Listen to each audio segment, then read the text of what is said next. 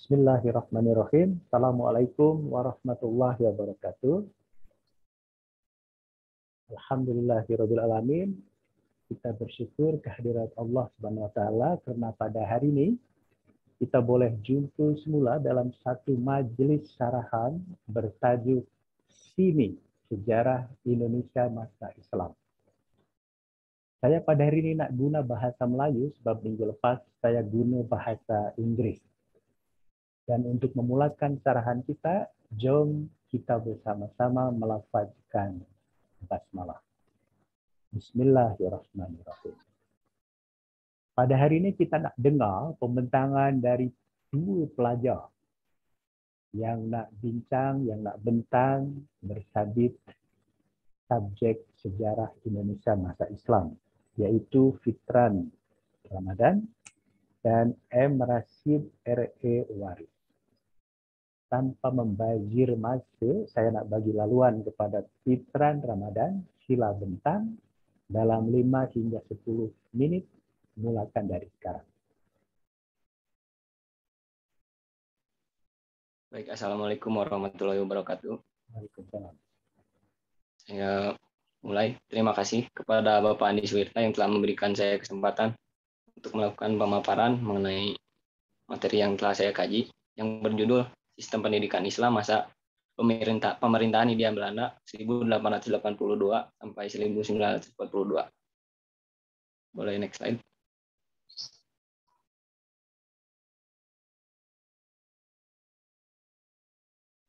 Yang pertama, masa penjajahan Belanda. Jadi sebelum Belanda datang ke Indonesia, agama Islam ini sudah masuk di Indonesia melalui jalur perdagangan, yaitu perdagangan Muslim dari Arab, Persia, dan India.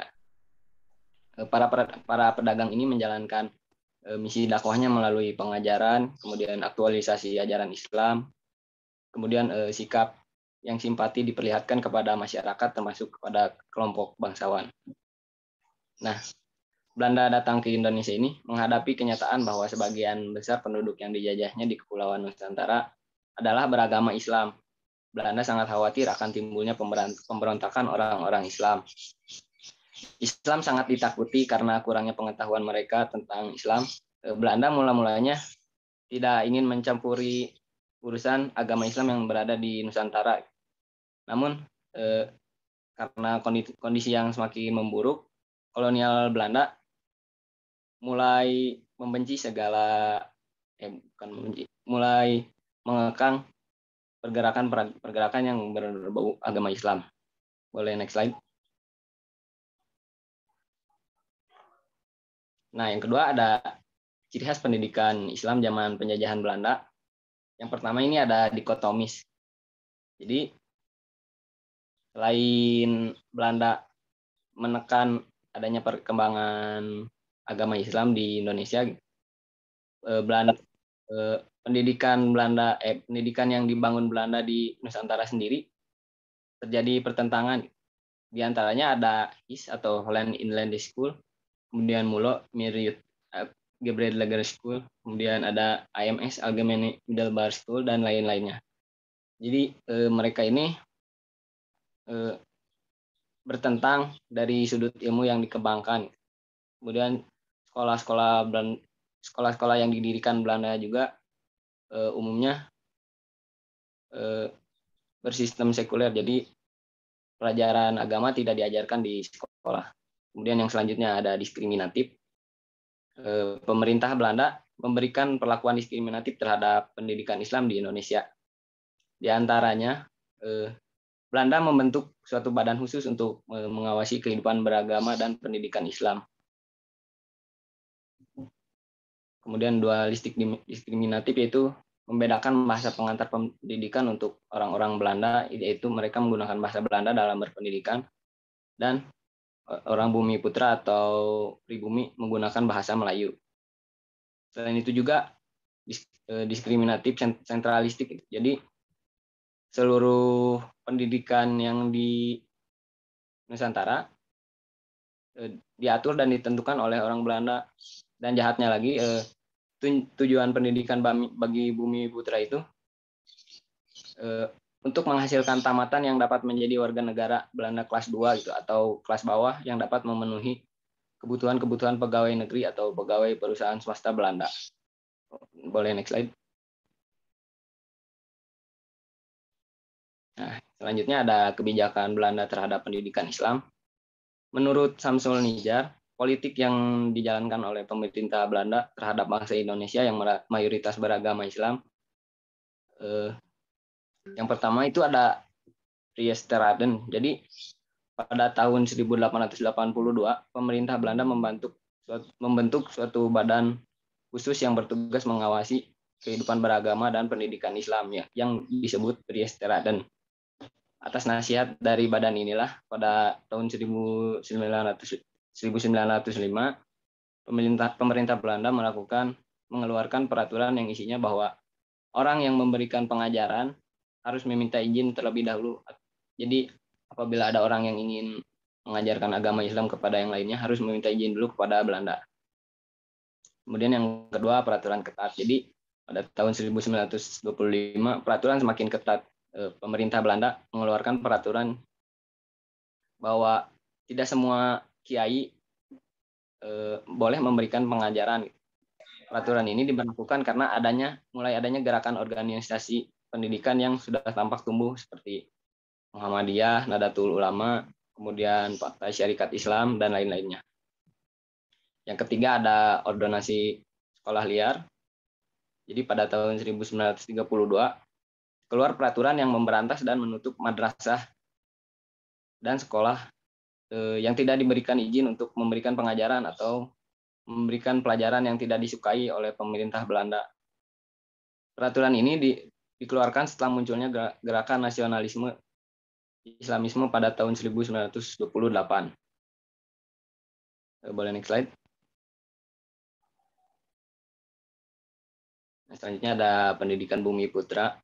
Disebut pendidikan Bumi Putra karena yang memasuki pendidikan Islam itu seluruhnya penduduk pribumi, gitu. Nggak ada orang Belanda. Yang pertama itu ada sistem pendidikan peralihan Hindu Islam.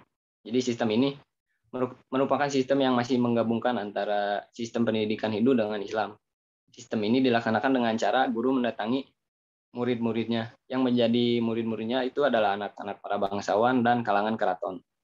Sebaliknya, sistem pertapa, para murid mendatangi guru ke tempat pertapaan gurunya. Kemudian yang kedua ada sistem pendidikan surau. Sistem pendidikan surau atau linggar ini tidak mengenal jenjang atau tingkatan kelas. Jadi murid dibedakan sesuai dengan tingkatan keilmuannya. Proses belajarnya tidak kaku sesama murid. Kemudian lebih diberikan kebebasan untuk memilih belajar pada kelompok mana yang ia kehendaki. Dalam proses pembelajaran murid tidak memakai meja atau papan tulis. Jadi yang ada hanya ada kitab kuning yang merupakan sumber utama dalam pembelajaran metode utama dalam proses pembelajaran di surau. Selain itu juga metode ceramah, membaca, menghafal dilaksanakan di sistem pendidikan surau ini. Kemudian yang selanjutnya ada sistem pendidikan pesantren. Metode yang digunakan adalah metode sorogan. Sorogan ini layanan individual, bentuk belajarnya itu layanan individual. Jadi si seorang kiai akan menghadapi seorang santri gitu yang masih tingkatan dasar atau sekelompok kecil santri yang masih dalam tingkatan dasar. Jadi tata caranya itu seorang santri akan menyodorkan sebuah kitab terhadap kiai, kemudian kiai membacakan beberapa bagian dari kitab itu, lalu santri mengulangi bacaan sampai benar-benar membaca dengan baik. Bagi santri yang telah menguasai materi lebih banyak, maka ia akan boleh menguasai materi maka ia akan boleh mempelajari materi yang lain. Selain itu juga ada metode wetonan dan bandongan atau layanan kolektif. Jadi metode mengajarnya itu dengan sistem ceramah. Dalam metode ini kiai biasanya membacakan, menerjemahkan, lalu menjelaskan kalimat-kalimat yang sulit dari suatu kitab dan para santri itu menyimak bacaan kiai sambil membuat catatan penjelasan di pinggir kitabnya. Kemudian itu ada metode musyawarah. Jadi pesantren metode musyawarah ini belajarnya itu dalam bentuk seminar atau diskusi untuk membahas setiap masalah yang berhubungan dengan materi pelajaran. Kemudian santri ditekankan akan keaktifan gitu, dalam pembelajaran. Jadi santri harus aktif mempelajari dan mengkaji sendiri buku yang telah ditentukan oleh kiainya. Dan kiainya harus menyerahkan dan memberikan bimbingan kepada santri-santri yang diajar. Mungkin sekian presentasi dari saya. Terima kasih, mohon maaf bila masih banyak kesalahan. Saya kembalikan kepada Bapak Andi Suwirta. Terima kasih Fikran Ramadan dah bentang dalam waktu 10 menit pun. Karena bagi laluan berikutnya pembentangan oleh M. Rashid R.E. Waris. Sila masa pembentangan dalam 5 hingga 10 menit pun mulakan dari sekarang. Baik, Assalamualaikum warahmatullahi wabarakatuh. Waalaikumsalam.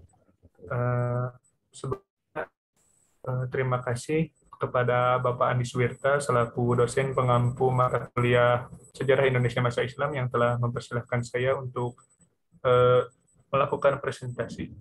Di sini saya akan memaparkan materi mengenai organisasi Islam yang dibentuk pada masa pemerintahan Hindia Belanda di awal abad ke-20 Masehi, yaitu Muhammadiyah, Persatuan Islam, dan Al-Irsyad Al-Islamiyah.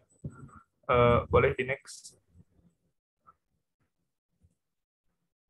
Baik, yang pertama itu ada Muhammadiyah. Muhammadiyah merupakan salah satu organisasi Islam terbesar yang ada di Indonesia. Muhammadiyah berdiri pada tanggal 8 Zulhijjah tahun 1330 Hijriah atau 18 November tahun 1912 Masehi. Muhammadiyah berdiri di Kampung Kauman, Yogyakarta. Pendirinya adalah Muhammad Darwis yang kemudian dikenal dengan nama Kiai Haji Ahmad Dahlan. Nah, boleh di next. Selanjutnya yaitu latar belakang berdirinya Muhammadiyah. Secara umum, faktor yang mendorong kelahiran Muhammadiyah bermula dari beberapa kegelisahan dan keprihatinan sosial, religius, dan moral. Kegelisahan sosial ini terjadi karena disebabkan oleh suasana kebodohan, kemiskinan, dan keterbelakangan umat Islam pada saat itu. Nah, secara garis besar, ada dua faktor yang melatar belakangi berdirinya organisasi Muhammadiyah, yaitu faktor individu dan faktor eksternal. Yang pertama ada faktor individu. Faktor individu atau individu dari Kiai Haji Ahmad Dahlan yaitu faktor utama yang melatar belakangi berdirinya Muhammadiyah yaitu karena pendalaman Kiai Haji Ahmad Dahlan dan kajian beliau yang kritis terhadap Al-Quran. Dan juga ketika Kiai Haji Ahmad Dahlan memahami Quran Surat Ali Imran ayat 104 yang artinya, hendaklah ada di antara kamu segolongan umat yang menyeru kepada kebajikan, menyuruh kepada yang ma'ruf dan mencegah dari yang munkar, merekalah orang-orang yang beruntung. Nah, Quran Surat Ali Imran ayat 104 tersebut benar-benar menginspirasi Kiai Haji Ahmad Dahlan dan menggerakkan hatinya untuk membangun sebuah organisasi yang teratur dan rapi yang tugasnya melaksanakan misi dakwah Islam, yaitu amar ma'ruf dan nahi munkar. Amar ma'ruf mengajak kepada kebaikan dan nahi munkar melarang kepada kemungkaran, yaitu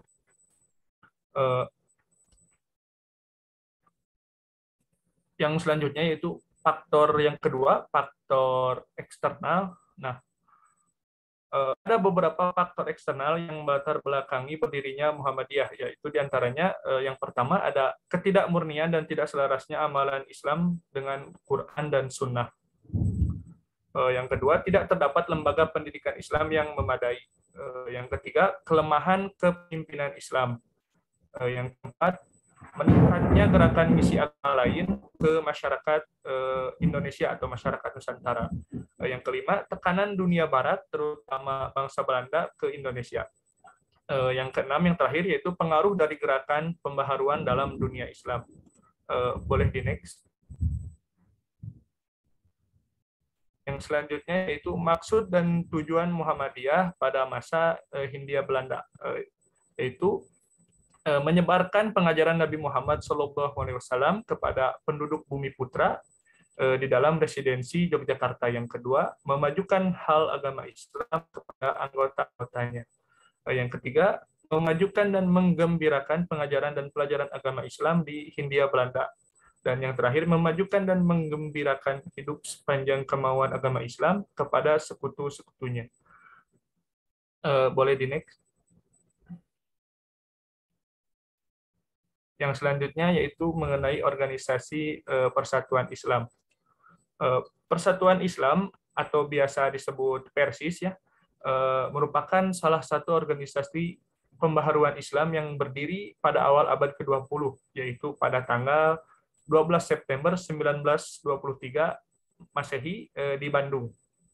Perjuangan Persis ini lebih menitik beratkan kepada dakwah dan pendidikan Islam. Boleh di next.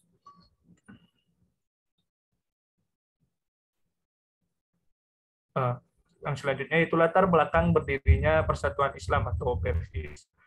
Persatuan Islam berawal dari suatu kelompok tadarusan yang dipelopori oleh Haji Muhammad Zamzam dan Haji Muhammad Yunus di kota Bandung. Bersama dengan para jamaahnya, mereka mengkaji ajaran-ajaran agama Islam. Nah, pada awalnya, kelompok tadarusan yang dipimpin oleh Haji Muhammad Zamzam dan Haji Muhammad Yunus ini hanyalah berjumlah sekitar 20 orang. Gitu ya. Kelompok tadarusan ini pun semakin mengetahui hakikat agama Islam yang sebenarnya. Mereka akhirnya sadar mengenai bahaya keterbelakangan, kejumudan, penutupan pintu ijtihad, taklid buta, dan serangkaian bid'ah. Kesadaran kelompok tadarusan ini terhadap kehidupan berjamaah, berimamah, dan berimaroh dalam menyebarkan syariat Islam menimbulkan semangat dalam mendirikan organisasi Islam ini, organisasi Persatuan Islam, sehingga berdirilah organisasi Persatuan Islam ini itu pada tanggal 12 September 1923 di Bandung. Boleh di next. Persatuan Islam pada masa Hindia Belanda ya. Pada periode awalnya, pada periode awal berdiri pada masa Hindia Belanda, Persis menghadapi tantangan yang berat dalam menyebarkan ide-ide dan pemikirannya. Hal ini karena banyak tantangan dari pemerintah kolonial Hindia Belanda pada waktu itu.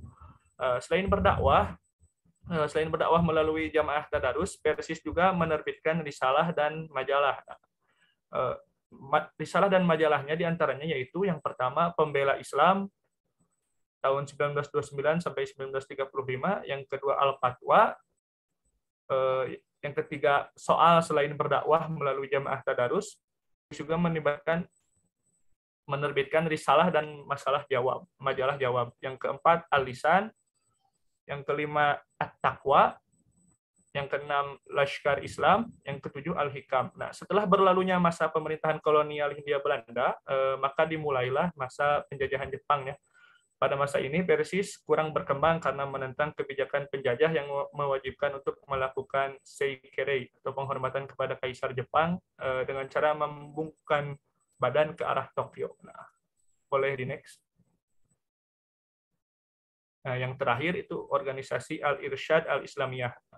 Organisasi Al-Irsyad Al-Islamiyah ini berdiri pada 6 September tahun 1914, tepatnya 15 Syawal 1332 Hijriah kalau dalam tahun Hijriah. Nah, tanggal 6 September 1914 itu mengacu kepada pendirian Madrasah Al-Irsyad Al-Islamiyah yang pertama di Jakarta. Pendiri organisasi ini yaitu Syekh Ahmad Syurkati. Pemerintah kolonial Belanda mengeluarkan pengakuan hukum organisasi Al-Irsyad ini pada tanggal 11 Agustus 1915. Nah, setelah 3 tahun berdiri, organisasi Al-Irsyad mulai membuka sekolah dan cabang-cabang organisasinya di banyak kota yang ada di Pulau Jawa. Setiap cabang Al-Irsyad ditandai dengan berdirinya sekolah atau madrasah. Nah, setelah banyak mendirikan organisasinya, Al-Irsyad kemudian berkembang dengan pesat. Tetapi ketika pasukan pendudukan Jepang masuk ke Indonesia, perkembangan Al-Irsyad mengalami penurunan yang drastis, apalagi setelah wafatnya Syekh Ahmad Syurkati pada tahun 1943 dan revolusi fisik sejak tahun 1945. banyak madrasah Al-Irsyad hancur dan diporak-porandakan oleh Belanda. Karena madrasah itu menjadi markas dari Laskar Pejuang Kemerdekaan. Nah, sementara beberapa gedung milik Al-Irsyad dirampas oleh Belanda dan sekarang telah berpindah tangan tanpa bisa diambil kembali oleh organisasi Al-Irsyad. Mungkin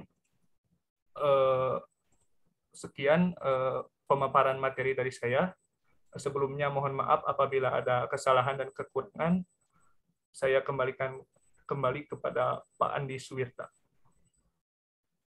Oke, terima kasih M. Rashid R. Waris bentang dalam masa 10 menit pun. Oke, sebelum saya bagi komen, cadangan, dan saranan, saya nak maklumkan kepada pelajar-pelajar yang lain, sila boleh membuat komen ringkas dari sekarang yang ditujukan kepada salah seorang pembentang sahaja, ya.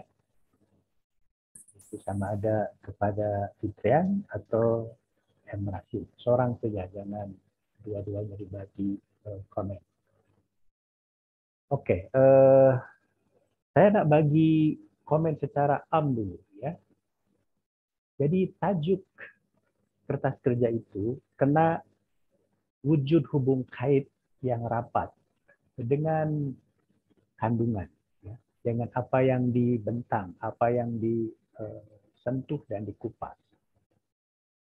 Jadi itu yang pertamanya. Yang kedua, tajuk pun kena menunjukkan bahwa kandungan yang nak dikupas itu adalah komprehensif, ya, atau bersepadu. Tak setakat mengambil satu case, satu contoh yang memangnya masih wujud contoh yang lain. Ya. Oke. Saya nak bagi komen khasnya kepada Fitran Ramadan, ya. Tajuknya kurang jelas, ya, dan boleh salah tafsir.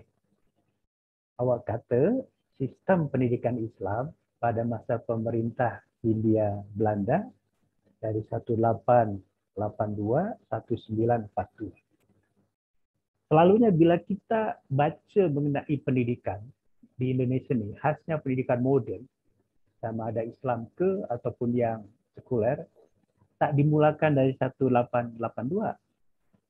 Selalunya dimulakan dari dasar politik etis, yaitu 1901. Ya. Jadi mungkin awak kena tukar period ini, tahun ini dari 1901 ke 1942. Yang berikutnya tajuk ini pun tak menggambarkan kandungannya. Ya.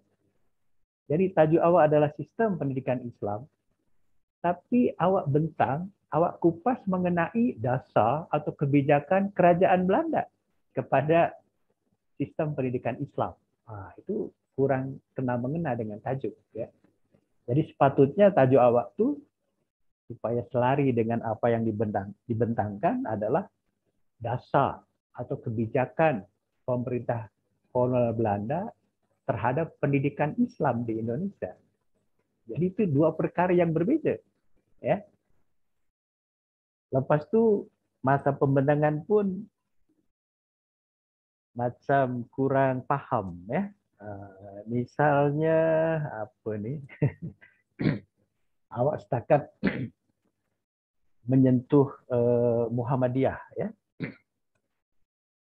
Walhal ada satu pertumbuhan penting, kritikal, dan itu lebih hebat daripada Muhammadiyah dan bergerak dalam bidang pendidikan pun, yaitu satu kumpulan bola sepak NU, ya. NU, Nahdlatul Ulama, ya, yang ditubuhkan 1926 dan sekarang memiliki pesantren pondok yang banyak di Serat Pejaur. Dan ahlinya, anggotanya lebih ramai daripada pertumbuhan Muhammadiyah. Tak disentuh. Padahal itu kritikal, padahal itu penting. Ya. Muhammadiyah memang satu pendidikan modern. Tapi keahliannya, keanggotaannya hingga sekarang, dia nomor 2 lah selepas NU, ya, selepas Nahdlatul Ulama. Jadi sepatutnya sentuh dan kupas NU tak setakat Muhammadiyah, ya. Yang masing-masing ada lembaga pendidikannya. NU kuat dengan pesantren, ya, dengan pondok di serata Indonesia, khasnya di Jawa. Lepas itu awak macam kurang paham mengenai Wilden School Ordonansi, ya, undang-undang sekolah liar. Dan dalam mengupas itu tak bolehlah kita membuat satu pengadilan sejarah, ya. Jadi awak ini calon sarjana sejarah tak boleh mengupas itu guna hitam putih. Belanda ni jahat, Belanda ni kedekut, Belanda ni neraka jahanam, tak boleh, ya. Kita analisis yang netral saja, yang objektif saja. Apa dia Wilden School Ordonansi? Jadi Wilden School Ordonansi itu Belanda nak bagi satu subsidi, nak bagi satu peruntukan, nak bagi satu anggaran. Bila sekolah itu nak diawasi oleh Belanda. Jadi bagi sekolah yang tak nak menerima bantuan, tak payah diawasi oleh Belanda. Itu kena paham macam tu, ya.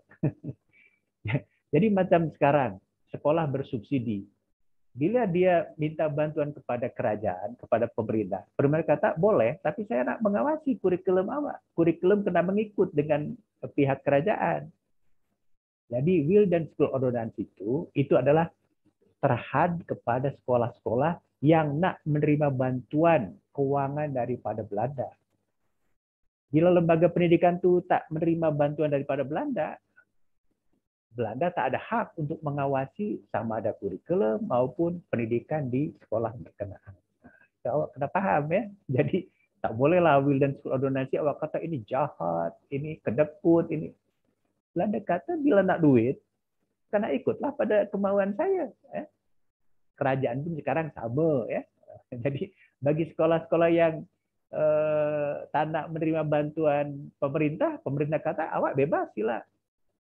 Tapi bila terima bantuan saya, kena ikutlah pada kurikulum dan pengawasan pemerintah atau kerajaan, ya. Jadi itu yang kena dipahamkan, ya, dalam kupasannya nanti. Akhir sekali awak pun macam kurang paham dengan Priesraden, ya. Ini adalah satu badan, ya, yang nak mengawasi para ulama, para kiai. Khasnya ulama kiai yang menerima pun subsidi, yang menerima pun bantuan. Nanti badan Priesraden ini pada masa Jepun, khasnya pada masa Republik Indonesia, nak menjadi satu badan yang sekarang dipanggil dengan Kementerian Agama. Kenapa paham tuh? Jadi Kementerian Agama itu wujud tak setakat masa Republik lahir, dah wujud pada masa kerajaan kolonial Belanda yang awak panggil Priesraden. Nanti bahkan menjadi satu Islamic institution juga, dan itu diterajui oleh seorang tokoh Muslim Belanda yang terbilang, namanya Dokter atau Profesor Dr. Christian Senufru-Bronje, ya, yang merangka macam mana sepatutnya dasar ataupun politik kerajaan kolonial Belanda itu dalam mengedepankan umat Islam. Ya. Jadi Peter tak paham, ya, mengenai sistem pendidikan Islam pada masa kolonial Belanda ini, dan guna kupasan yang netral saja, ya. Tak payah memaki hamun Belanda. Belanda ni tak tahulah atuk moyang kita pun bukan, ya. Jadi awak kan tak mengalami zaman Belanda. Analisis secara objektif saja, dan kena paham apa dia Wilden School Ordonansi itu, ya. Jangan memaki hamun Belanda. Belanda dah betul, dia banyak uang, ya. Belanda kata bila awak nak uang saya, awak kena diawasilah oleh saya, ya. Bila tak, sila bebas. Itu yang awak kena paham, ya. Yang kedua, Emrasid Ewara serupa, ya. Jadi bincang mengenai pertubuhan Islam yang ditubuhkan pada masa kerajaan Hindia Belanda pun mengambil satu case pertubuhan-pertubuhan yang kurang signifikan, ya. Setakat mengambil Muhammadiyah, Persis, dan Al-Isad. Awak lupa bahwa NU adalah satu pertubuhan penting dan khasnya di Jawa Barat ada satu pertubuhan Islam penting yang kena disinggung sebab peranannya pun besar, ya, yaitu PUI, PUI ya, Persatuan Umat Islam, sama ada yang di Majalengka maupun yang di Sukabumi. Jadi tajuk itu kena mencakup, ya, kena meliputi apa yang hendak dibahas. Saya curiga jangan-jangan awak ini ahli Muhammadiyah ya, memuji-muji Muhammadiyah saja dan anti NU ya. Sepatutnya NU dan PUI disentuh dan dikupas ya. Oke, lepas itu juga tak mencoba membuat satu analisis ya. Mengapa pertumbuhan yang menumpukan orientasinya pada pendidikan lebih berjaya daripada pertumbuhan Islam yang menumpukannya pada politik saja? Mengapa SI, Sarekat Islam, yang ditubuhkan lebih dahulu daripada Muhammadiyah, tidak berjaya hingga sekarang? Kalah pamor oleh Muhammadiyah. Sebab SI setakat menumpukan agenda dasar dan programnya kepada politik. Jadi sekarang ini sepatutnya umat Islam bila nak berjaya pada masa hadapan, tak setakat pada masa sekarang, karena ikutlah jejak Muhammadiyah itu ya, bahwa agenda umat Islam itu kena menumpukan pada pembinaan modal insan melalui pendidikan. Bila melalui politik, sama ada sekarang ada PCS, ada PAN, ada TCB, apalah parti-parti politik Islam itu ya, dia kurang berkesan untuk masa hadapan. Ya. Mungkin setakat boleh dikenang pada masa Orde Reformasi saja, serupa dengan parti-parti Islam pada masa rejim Soekarno misalnya, Masyumi, dah hilang hingga sekarang ya. Tapi Muhammadiyah memandangkan dia membagi tumpuan kepada pendidikan, berjaya hingga sekarang. Punya lembaga pendidikan dari mulakan Tadika, Taman Pendidikan Kanak-kanak, sehingga IPT, Institusi Pengajian Tinggi, University Muhammadiyah banyak ditubuhkan di bandar-bandar besar di Indonesia. Ya. Dan awak kena sepatutnya biografi daripada Ki Hajar Dewantoro itu menjadi satu ibroh, ya, menjadi satu pelajaran penting bahwa seseorang yang membabitkan diri dalam politik itu kena ada kesedaran, kena tukar paradigm, kena tukar hala tuju seperti mana yang dialami oleh Ki Hajar Dewantoro. Ki Hajar Dewantoro masa masih beliau dia namanya Suwardi Suryaningrat dan membabitkan diri dalam bidang politik. Tapi selepas dia dewasa, dia ada satu kesadaran bahwa politik bukanlah jalan yang terbaik untuk membina modal insan bangsa Indonesia masa hadapan. Dia kena tukar daripada agenda politik kepada agenda pendidikan. Oleh itu Ki Hajar Dewantoro pun dia tukar namanya dari Suwardi Suryaningrat menjadi Ki Hajar Dewantoro. Dan hari jadi beliau, hari lahir beliau 2 Mei diraikan hingga sekarang sebagai Hari Pendidikan Nasional. Nah, ini satu iktibar penting ya. Patutnya pemimpin-pemimpin politik Indonesia itu belajar pada pengalaman hidup Ki Hajar Dewantoro. Bila nak dikenang, bila nak berjaya, Indonesia ini khasnya dalam membina modal insan, dalam membina sumber daya manusia, pendidikan kena dijadikan satu tumpuan, satu agenda utama untuk menjadikan Indonesia berjaya pada masa hadapan. Nah, itu tak dikupas ya. Setakat mendedahkan Muhammadiyah macam ni, Al-Irsyad macam ni, Persis macam ni ya. Jadi itu analisis itu kena komprehensif dan ada juga lah unsur prediktif ya. Jadi dua pembentang nih, pelajar nih nampaknya tak paham dengan satu pertubuhan Islam tradisional yang keahliannya ramai, yaitu NU ya, Nahdlatul Ulama, dan salah seorang pemimpin NU dah berjaya menjadi presiden ya. Abdurrahman Wahid atau Gus Dur. Manakala tokoh daripada Muhammadiyah belum lagi ya, setakat menjadi pengetua parlemen saja, yaitu Muhammad Amin Rais ya. Jadi pendidikan boleh menjayakan pertumbuhan umat Islam, termasuk umat Islam sendiri, untuk mencorak masyarakat Indonesia masa hadapan. Ya. Saya pikir itu komen dan cadangan dari saya. Jadi pertamanya, tajuk kena menggambarkan kandungan, dan di dalam kandungan itu beri kupasan, beri satu analisis yang komprehensif ya.